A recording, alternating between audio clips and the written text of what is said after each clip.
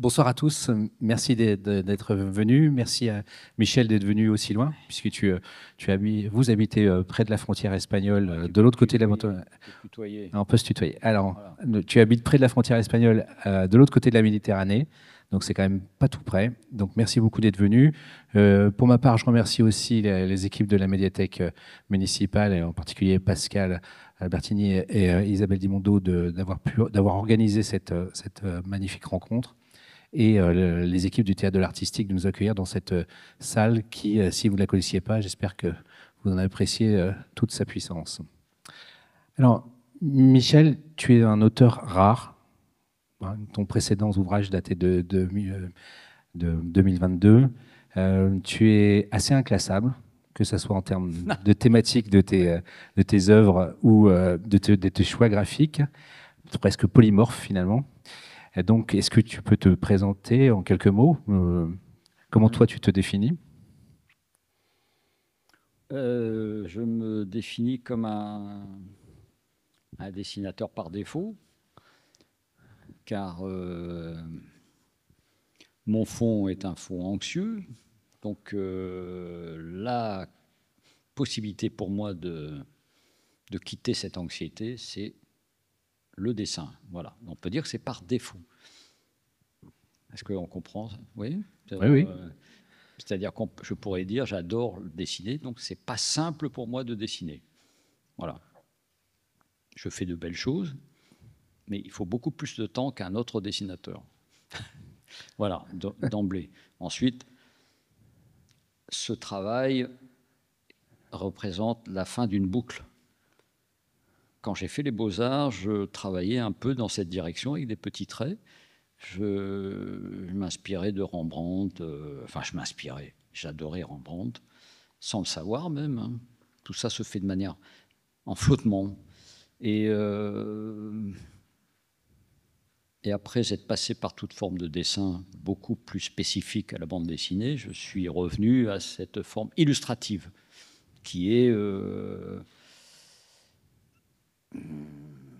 assez difficile. C'est-à-dire qu'à réaliser, il faut bonne connaissance graphique. On aura l'occasion d'y revenir, oui. Bonne connaissance graphique. Donc voilà, donc je suis auteur depuis 50 ans, j'ai peut-être 35, 40 albums, sous toute forme. Donc j'ai testé toutes les directions. Peut-être que je peux m'ennuyer assez rapidement, donc c'est pour ça que je fais des sauts de puce esthétiques. D'accord. Alors avant de rentrer dans les raisons de l'adaptation, peut-être qu'on peut prendre quelques minutes pour que tu nous présentes l'histoire. Alors je te laisse t'arrêter à l'endroit où tu veux, sans que ça soit gâché pour les gens qui ne l'auraient pas encore lu et qui ne connaîtraient pas encore le roman Les Travailleurs de la mer. Qui n'a pas lu ici le roman ou la BD? Toi? Ouais. Donc il n'y a pas beaucoup de monde qui... Donc là, le héros là, que l'on voit, là, Gilliatt, alors normalement avec cette chose, je peux montrer... Voilà, lui là... Hein, ce Gilliatt est un homme frustre, honni du village de, je crois c'est Saint-Pierre-Port. C'est pas Saint-Samson? Saint-Sampson? Oui. Ah ben oui, peut-être. Oui. J'ai pas de mémoire. Hein. Donc en tout cas, c'est à Guernesey. C'est à Guernesey et mais il sait tout faire de ses mains. Il n'est pas sociable. Il est pris pour un sorcier, il est pris pour un homme peut-être voire dangereux, et donc il y a une deuxième aventure, c'est l'échouage d'un bateau qui s'appelle la Durande, je m'appelle Durand, qui s'appelle la Durande et qui a le premier bateau, enfin le premier moteur à aube du siècle, du 19e siècle. Donc évidemment, c'était effrayant à l'époque. Hein. C'était effrayant. C'était pris pour un monstre, réellement. Et pour transgresser, évidemment, pour dépasser le labeur quotidien de tout un chacun. C'est-à-dire que c'était la fin de l'homme, en fait. Et il va être le seul à pouvoir, en pleine mer, sauver la machine du bateau, parce que le bateau lui-même, la structure est morte. Donc, et normalement, il faut 15 personnes. Donc, par la grâce et le talent de Victor Hugo, il n'y a plus qu'un seul individu, Gilliatt, qui on nous a prévenu, il sait tout faire. Voilà. Donc, il a une force assez impressionnante. Donc, il va et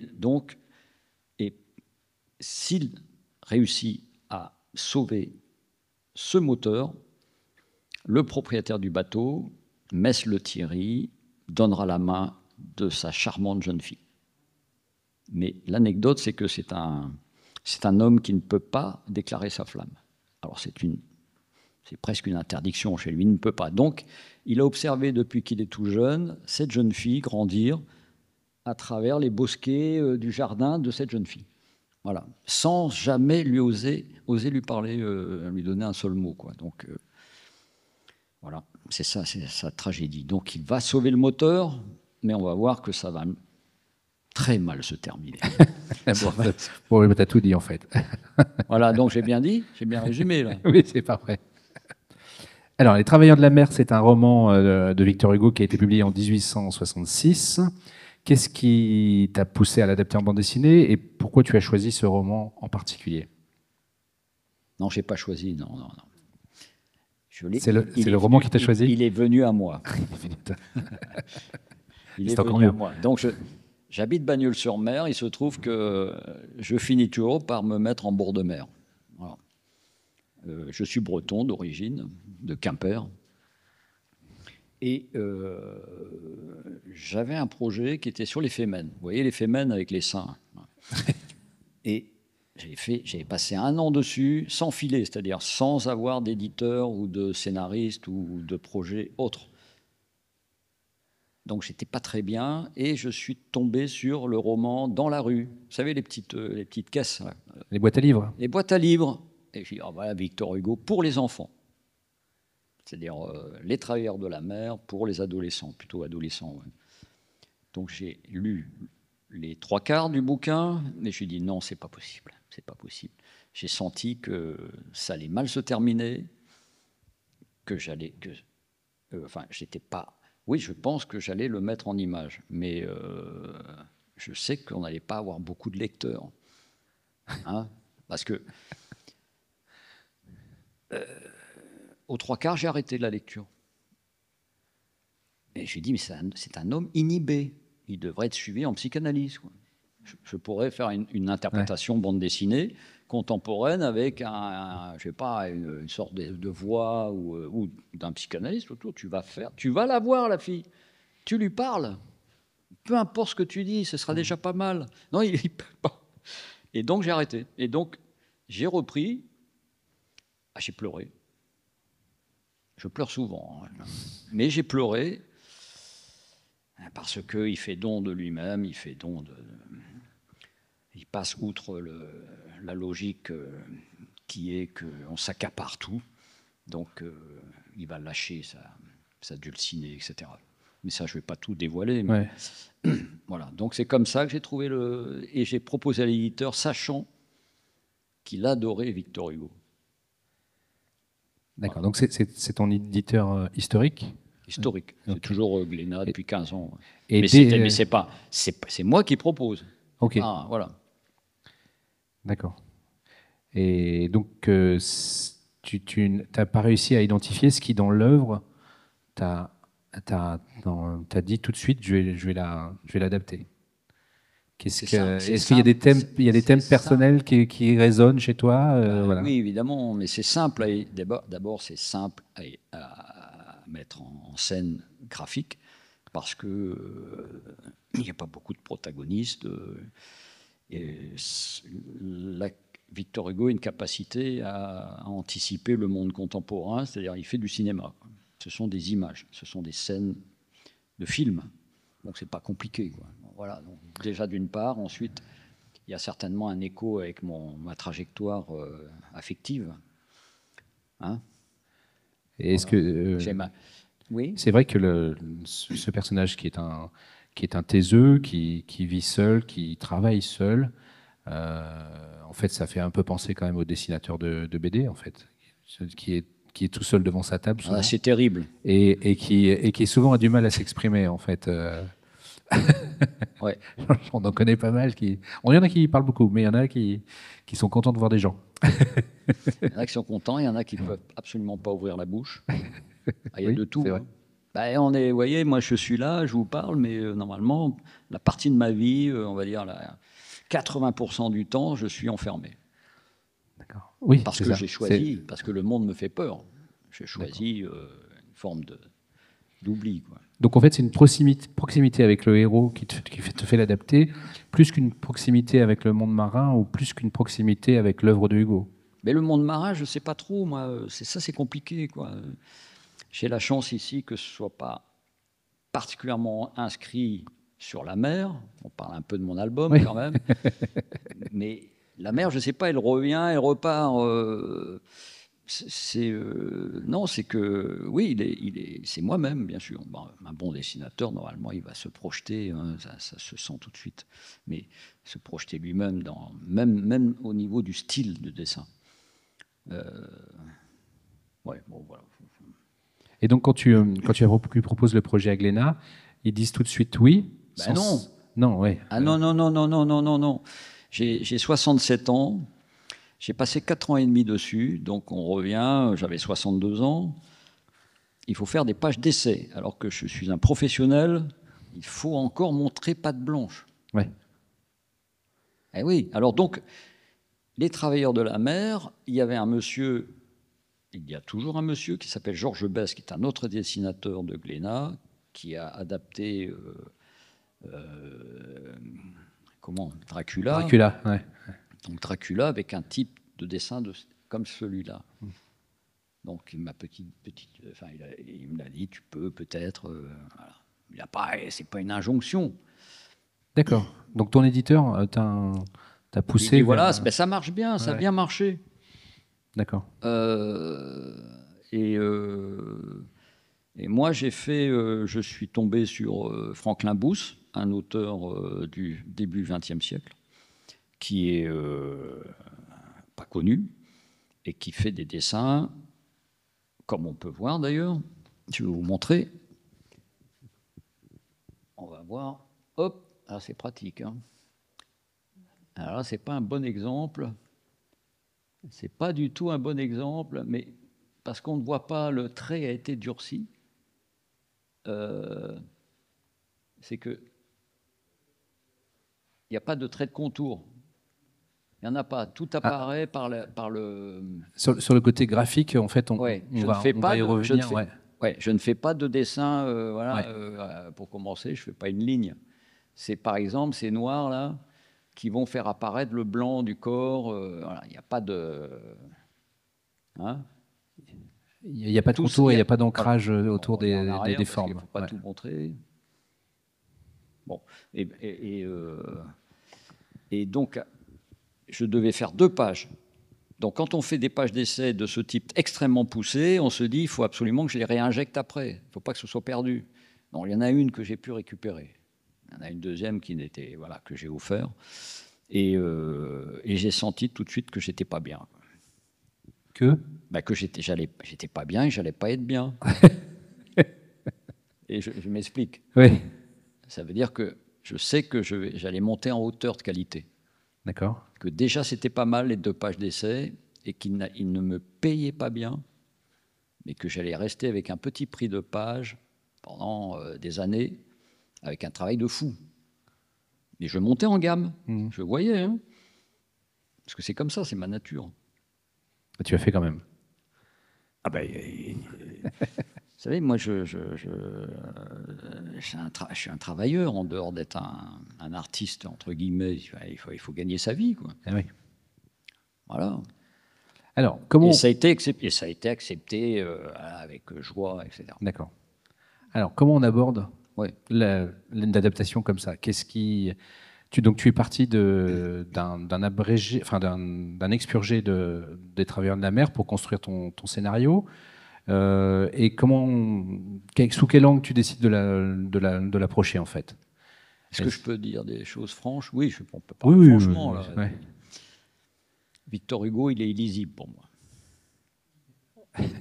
Je crois qu'on a d'autres gens qui sont d'accord dans Ouais, ça. non, mais d'accord. Quand on lit Victor Hugo, il y a des pépites, il y a des envolées lyriques absolument démoniaques, mais il y a des longueurs qui datent de l'époque aussi, surtout dans Les Travailleurs de la mer, où c'est la démonstration que la technicité va prendre le pas dans le monde, sur le manuel, quoi.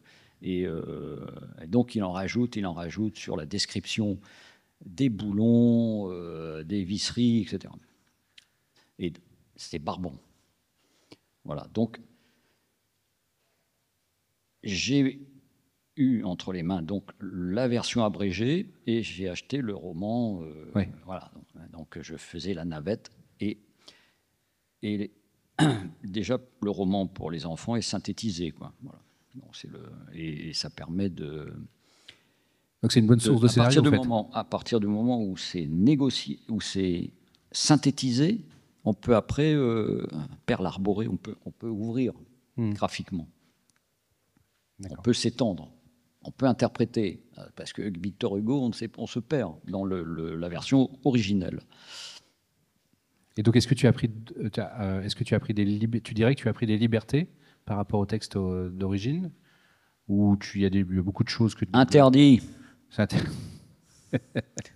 En fait, non, il n'y a aucune raison. Il faut signaler que le texte, il me semble que le texte, en fait, c'est entièrement le texte de Hugo. Oui. Alors moi, donc quand on a un album, un roman, qui était simple, bon, pas compliqué, hein, le bonhomme, il se retrouve pendant 50 pages tout seul dans les rochers. Bon, voilà. Et on extrait assez rapidement les scènes vitales, principales, on les transforme en scènes choc. C'est-à-dire quand on appelle ça un chemin de fer, on fait une ligne, puis on fait des traits comme ça pour dire voilà, ça c'est la première scène, deuxième scène, et on mesure à peu près, c'est le métier, hein, oui. la scène qui va être la plus marquante, la scène de la pieuvre, la scène, enfin voilà. Et donc après on réduit là par exemple cette scène elle va faire 2 pages, et après dans ces scènes mêmes on va extraire des phrases types. Les plus belles phrases qui soient de Victor Hugo. Évidemment, là, quand Victor Hugo, par exemple, sur la scène du combat, parce qu'il y a un combat avec l'hydre, le monstre, là, on va dire que ça dure 20 pages, c'est magnifique. Là, il est bon. Hein. Oui, il est bon. Alors là, c'est sans limite. Bon, en même temps, il massacre un peu l'animal, qui est un animal très intelligent, semble-t-il, il le massacre. Il y a Jules Verne aussi, bon, voilà, non, mais on en retire les mots, les phrases poétiques les plus marquantes. Voilà, ça va assez vite, c'est comme ça. Donc on se retrouve avec une réduction. Tout ça, c'est classique. Hein, D'accord. Mais je n'ai pas touché à la dramaturgie, ni à quelques exceptions, ni au déroulé du roman. D'accord. Ce que j'ai pu faire par ailleurs, à d'autres occasions. D'accord. Et est-ce que donc cette adaptation a nécessité de ta part, hors le roman, une autre recherche de documentation sur les vêtements de l'époque, sur comment étaient les villes, ou est-ce que c'est sorti de ton imagination ou de ce que tu connaissais déjà? Putain, je suis bon, mais pas à ce point. Je crois que j'avais 3800 images sur mon Mac à un moment. Et d'ailleurs, j'ai eu un problème de documentation. Je ne sais pas si on va pouvoir. Est-ce que le temps passe quand même là, non? Déjà, hein, non? Ouais, regarde, ici.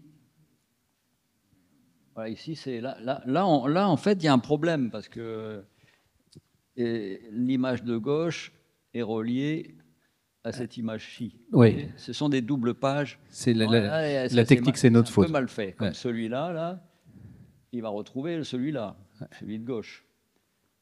Alors, je ne sais plus ce que je voulais dire. Donc oui, j'avais fait un travail de fou pour la sortie de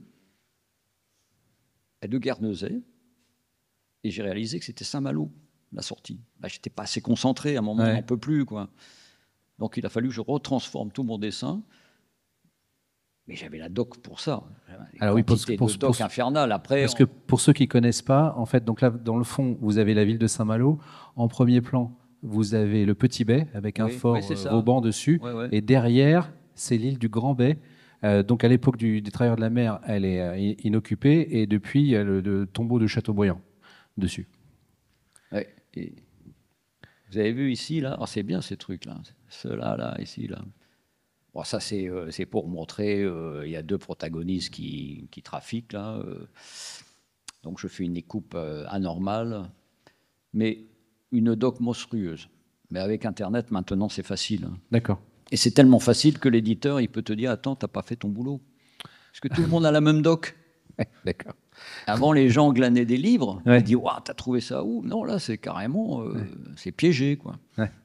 Donc on est obligé, en fait. Ça et en plus, attention, tu es tellement piégé que si tu fais un copier-coller de Wikipédia ou autre, ça va se voir. Ouais. Voilà. Donc, beaucoup de docs. Oui, vas-y. Non, mais c'est OK. Donc une fois que tu as écrit le scénario, est-ce que tu peux expliquer quelles sont les étapes d'après quand on réalise une planche pour les gens qui connaissent pas. Il y a des gens qui connaissent pas le processus de la BD. Une seule personne. Je la fais vite, alors c'est. Ah oui. C'est quoi déjà la question? Mais le processus, je l'ai dit tout à l'heure. Alors, une fois que tu as ton scénario, et tu as ton découpage, tu as tes découpages en planche, avant de passer à ce résultat-là, il y a des étapes graphiques déjà, et donc vas-y, je te laisse faire. Non, je change de sujet, je suis maintenant sur 93 de Victor Hugo. C'est toujours l'équipe qui gagne. Hein, 93, c'est la terreur, et c'est la post-révolution française, c'est la guerre de Vendée. Et j'ai dû faire appel à un copain qui est historien spécialisé. Donc, pour lui expliquer que je ne peux pas m'engager sans que ce soit extrêmement précis. Bon, enfin bon, ça c'est au niveau de la mise en place, de la mise en scène. D'ailleurs, lui n'a pas compris. Je lui ai envoyé des pages, des brouillons. Voilà, bon, on en arrive là. Je fais d'abord le chemin de fer, à peu près, avec le nombre de pages. Et quand l'éditeur, en plus, te dit « Non, moi, je ne peux pas sortir 300 pages, je peux en sortir 250 ». J'ai dit, mais moi, la convention, je ne peux plus la montrer, quoi. Ouais. Hein, la réunion entre Marat, Robespierre, et bon, voilà. Et donc, je fais d'abord comme j'ai fait sur les travailleurs de la mer, des pré-brouillons, des pré-crayonnés, assez rapides. On fait des bulles hein, avec des points, voilà, on met des cheveux comme ça pour que le personnage soit repérable, ou bien avec des grands yeux pochés. Et on installe déjà les bulles. Alors si on a des flashs d'images qui arrivent, et c'est ça qui est intéressant chez un dessinateur, de pouvoir faire passer ces flashs. Vous voyez? C'est-à-dire... on a des représentations qui arrivent d'un seul coup, il ne faut pas qu'elles perdent, qu'elles disparaissent.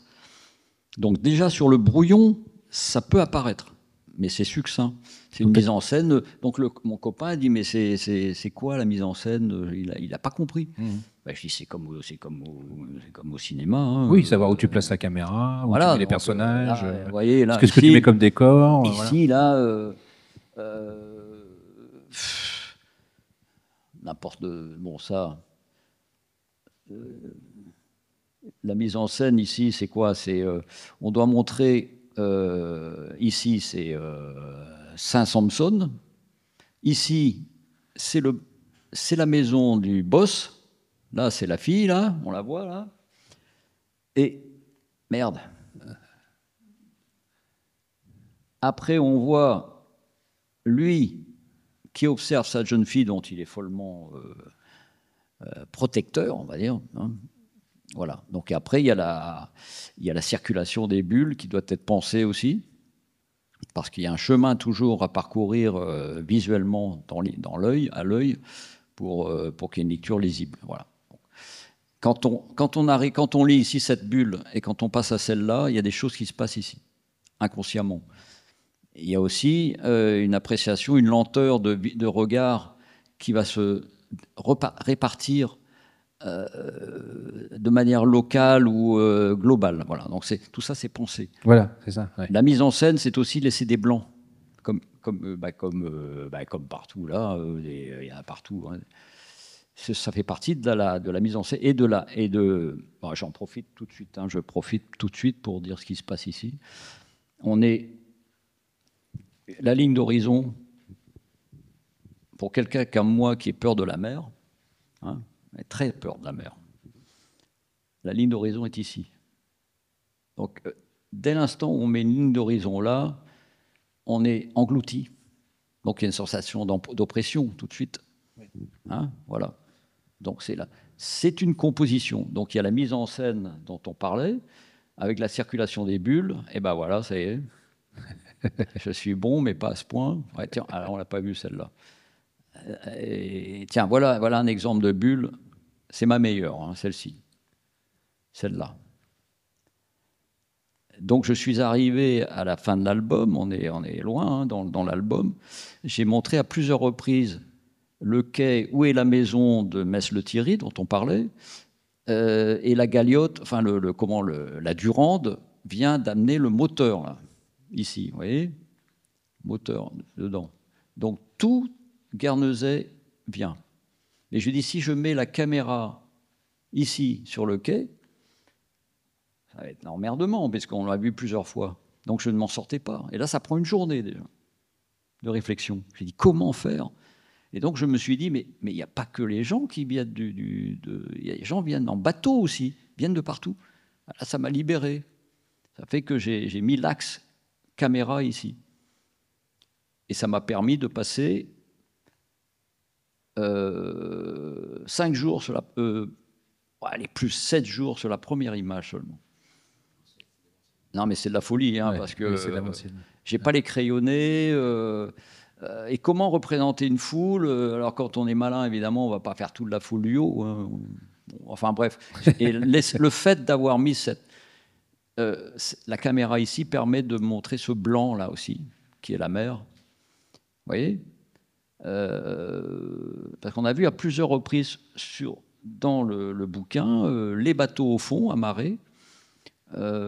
C'est toujours bien. Je représente toujours la même chose avec la cloche qu'on voit ici. Mais quelle cloche, celle-ci là, où là Mess-Lethierry, le patron, va sonner la nuit pour dire c'est magique. C'est magique. Le moteur de la Durande est revenu. Le moteur. Donc il y a des brouillons d'abord, succincts, et ensuite, à partir de ces brouillons qui sont censés être lus par l'éditeur. Ah voilà, c'était ma prochaine question. Pour me corriger, parce que moi je suis dans le vide. Oui. Moi j'aimerais savoir si la scansion, c'est-à-dire le rythme, est bon, si dans la lecture, il paraît que tu as apprécié. Bon, si ça se lit bien, mais personne ne m'a relu, moi. Ouais. Moi, j'étais pas sans filet. Ouais, ça dépend des éditeurs. C'est pas bon. J'ai dit à l'éditeur, mais relis-moi. Et oui, il l'a pas fait. Et voilà. Bon. Okay. Donc oui, donc l'éditeur est censé le faire, mais ils le font pas toujours, on va dire. Donc, alors maintenant, on va rentrer dans le détail du graphisme. Donc, tu as déjà parlé des influences Bernie Wrightson et excusez-moi, j'ai mangé l'autre. Gustave Doré, ouais. Alors, non, oui, mais Gustave Doré, c'est pour la prochaine BD. Et là, il y a un... Alors, effectivement, est-ce que tu as été tenté, ou est-ce que tu as été influencé par les premiers illustrateurs des Travailleurs de la mer? Qu'effectivement, bravo, il y avait Gustave Doré, mais il y avait aussi Chifflard, Daniel Vierge. Et non, j'ai pas vu. Et même Victor Hugo lui-même a fait des dessins de Travailleurs de la mer. Hugo, voilà. Je donne un exemple intéressant. Il y a des gens qui ont une réception esthétique des choses plus affirmée que d'autres. Ça, c'est incroyable. Plus j'avance en âge, et je piège des gens. mon frère me demande, alors qu'il voit mon boulot, il sait, mais il n'est pas à un niveau voilà, d'énervement graphique. Et il me dit, mais tu crois que Victor Hugo dessinait bien? C'était bien ce qu'il faisait? Je lui dis, Rémi, je dis, arrête, tiens. Tu vois, il sait pas. Ouais. C'est un des plus grands dessinateurs. Il est meilleur dessinateur qu'écrivain. Ouais. C'est monstrueux, son dessin. Ils sont chouettes, les dessins. Mais c'est des dessins faits à l'époque. Évidemment, maintenant, on comprend. Mais voilà, donc, non, je ne me suis pas inspiré, je ne l'ai pas copié. Alors, donc, j'avais une liste de dessinateurs, dont Chiffard, non. Ouais. Je l'ai vu après, je l'ai vu aussi de manière éparse. Mais le dessinateur qui allait bien, c'est un dessinateur qui peut être adapté en bande dessinée. Oui, voilà. D'accord, ça a été ton choix. Ouais. Et parce que il est... Je vais expliquer pourquoi. Je peux là dire là, oui. C'est-à-dire... alors comme ça, c'est un peu flou, hein, quand même. Vous voyez ici tous ces traits là qui sont disposés de manière comme une marqueterie. C'est de la marqueterie. Ces angles pris là sont pas faits n'importe comment, bien sûr. Eh bien, Franklin Booth, qui était mon inspirateur, fait ce type de travail en moins graphique. Donc moi, mon petit apport, c'était de rendre un peu, de faire une masse un peu contemporaine. Ça peut être extrait, comme un petit César, par exemple. Et voilà, moi, je ne sais plus ce que je voulais dire. Et ici, par exemple, là, ça, c'est bien, ça. Hein. Je sais pas dire. En fait, c'est bien parce que ça pourrait être fait différemment, mais c'est une sorte de jeu de domino. Après, vous voyez, regardez, si vous aimez le dessin, hein, ici vous avez une technique et ici vous en avez une autre, qui est un rond. Donc à chaque fois, quand je fais ce type de dessin, je dois réfléchir 1 heure, voire 2, pour savoir quelle direction je vais donner, quelle force je vais donner à chaque endroit. À savoir, est-ce que je vais faire une réserve ici? Vous voyez? Est-ce que je vais libérer l'œil? Est-ce que je vais mettre des nuages? Voilà. Et oui. C'est-à-dire que, par exemple, là, quand je fais le brouillon, je ne vais pas arriver jusqu'à faire ça. Ça, après, c'est le crayonné post-réalisation. Non, c'est sur des feuilles volantes, hein, c'est pas encore le crayonné. D'accord. Donc, ce bateau-là, vous voyez, il était là. C'est-à-dire qu'il faut beaucoup de réflexion pour moi, qui suis mou, pour l'amener là, pour avoir une forme d'effet photographique et de naturalisme. On a pris une photo, quoi. On n'a pas cadré, voilà, comme font tous les gens. Les gens veulent remplir tout. Hein? C'est quand on dresse une table, par exemple, il y a des gens qui veulent tout bien faire. Hein, tout, ils veulent mettre des tableaux, il faut que tout soit rempli. C'est très dur de laisser de l'espace blanc. Et il faut vraiment beaucoup de métiers. Et un autre exemple. Alors là, un autre exemple, mais ça, là, on entre dans le dur de la technique. Voilà. Le dur de la technique, c'est là, ici. Vous voyez ici, là, ce sont les ombres portées. Ici, il y a une ombre portée sur le bateau.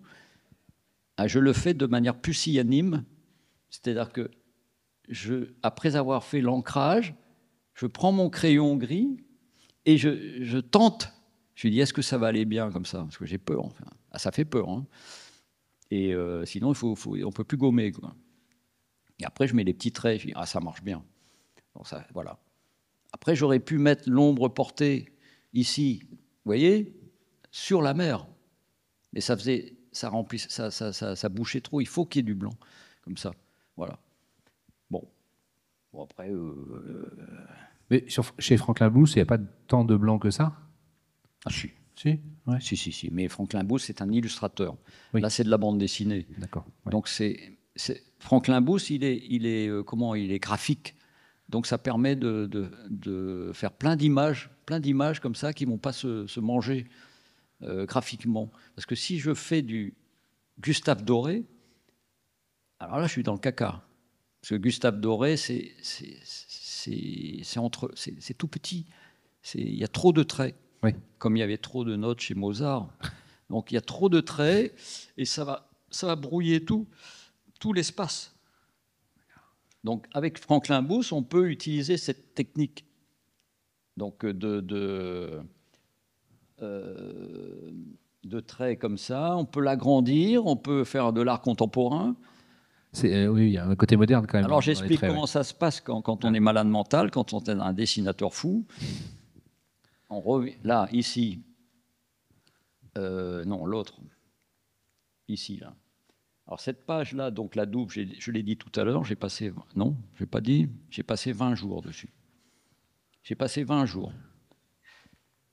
Ici, là, j'avais collé des bouts de papier pour dire est-ce que je vais m'en sortir à mettre, par exemple, un éclair. Ouais.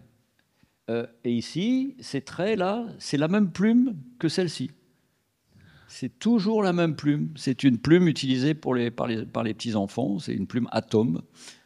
Et donc, je dessine chaque ligne, je la grossis. Et en plus, je suis un nerveux, donc, vous voyez, je tremble. Donc, et après, j'ai une technique.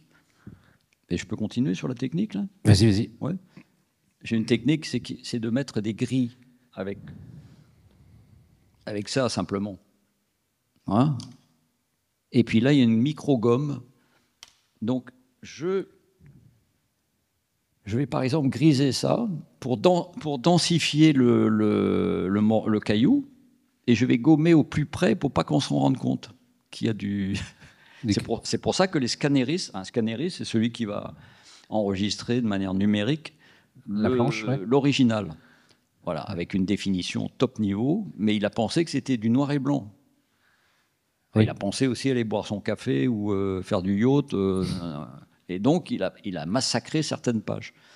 Il a enlevé la rotondité alors, là, ici, ça, c'est grisé.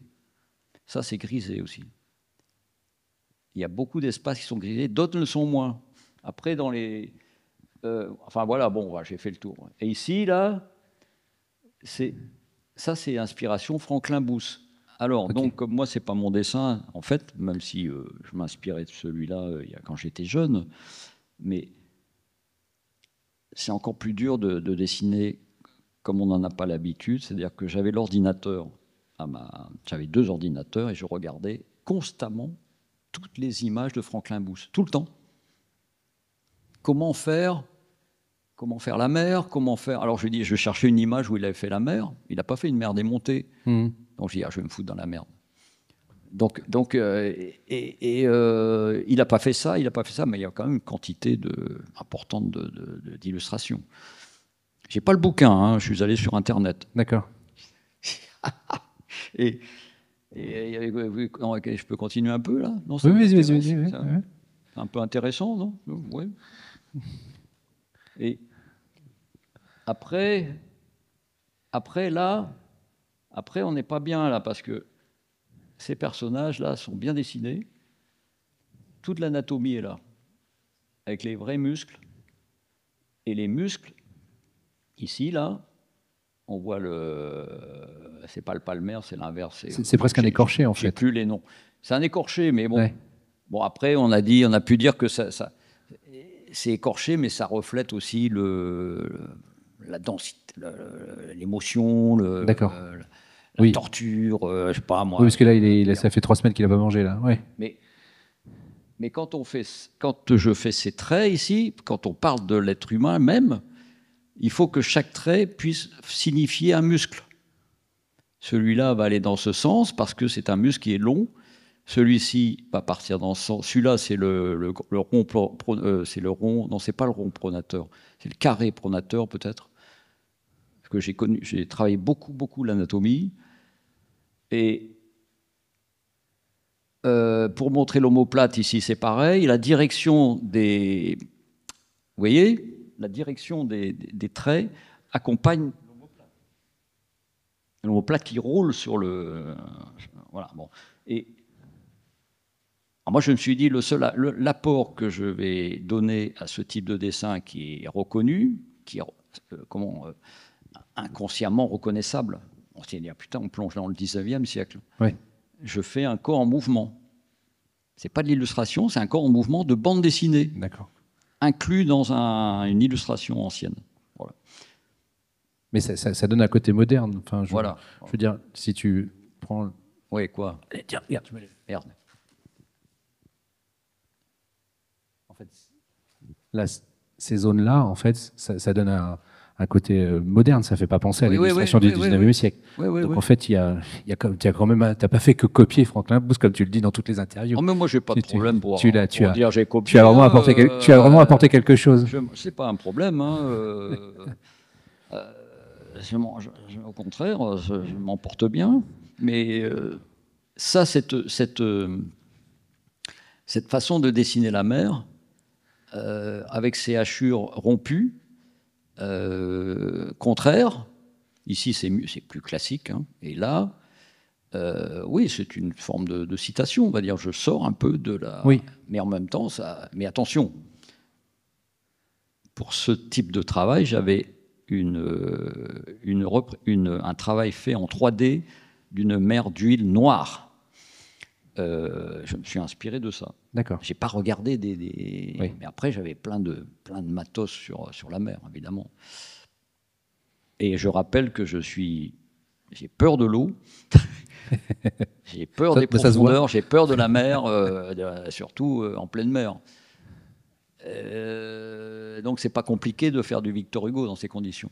Mais à l'époque, ils étaient effrayés par la mer, attention. Hein.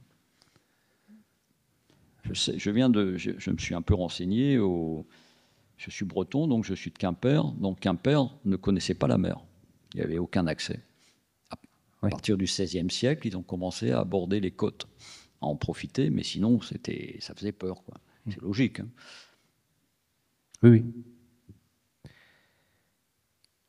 Alors, du coup, je suis un peu perdu. Je ne sais pas, il y a des détails sur la réalisation, mais bon, je ne sais pas. Oui, non, mais c'était très intéressant.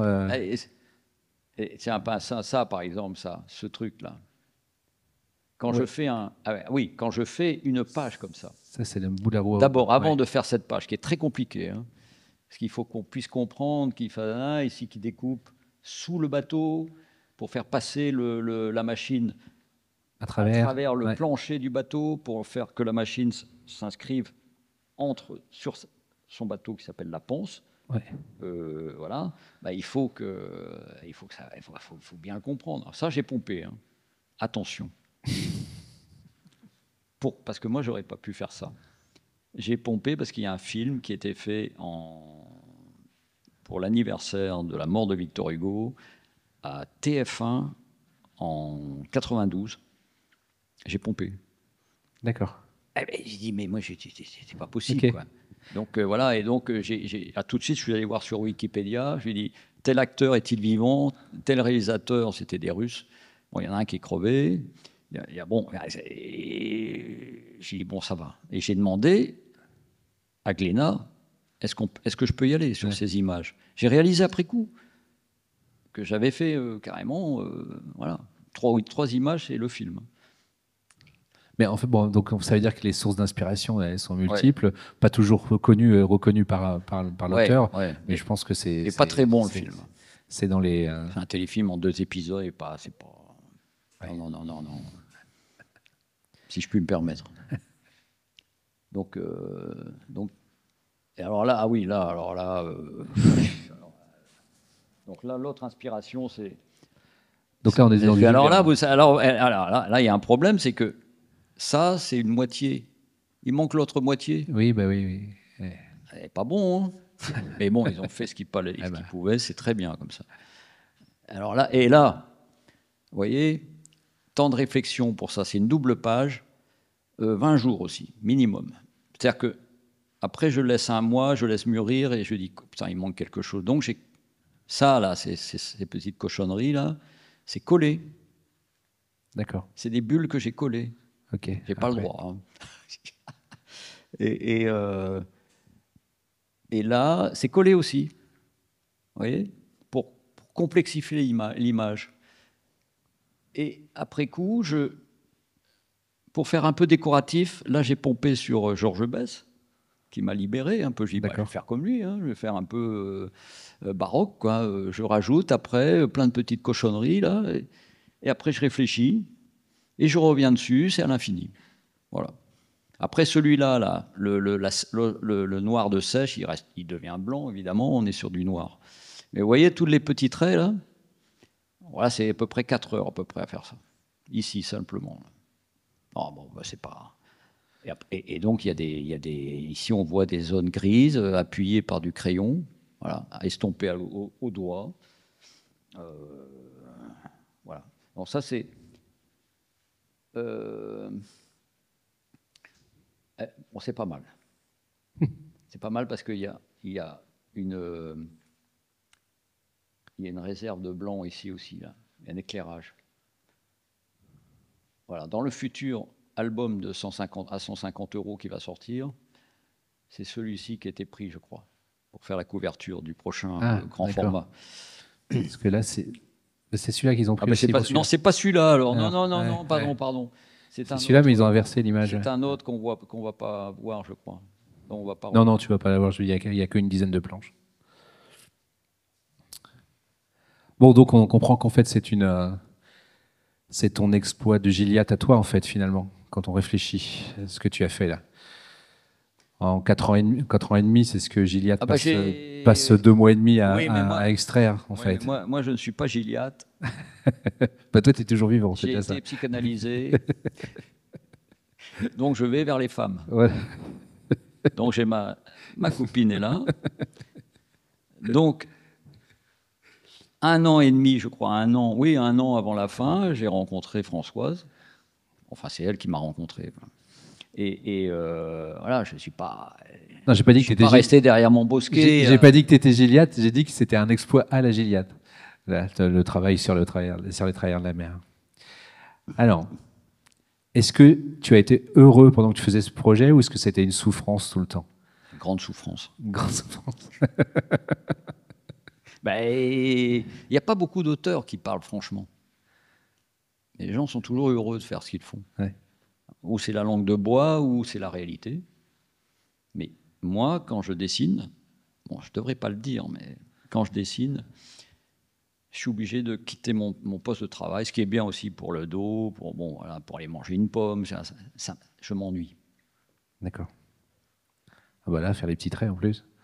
Donc, je précise, avec ce dessin, qui n'est pas le mien, quand on a la tête sur le guidon, parce que là, c'est... alors je donne ça, par exemple, ça, là c'est rien que plusieurs heures, ouais, on est dedans. Donc on doit voir ça, et puis après on se retrouve. Et ce retrait, là, quand c'est fini, comme il n'y a pas de trait de contour, hein, vous voyez, là, encore une fois, je le remontre, ici, il y a... Alors on revient.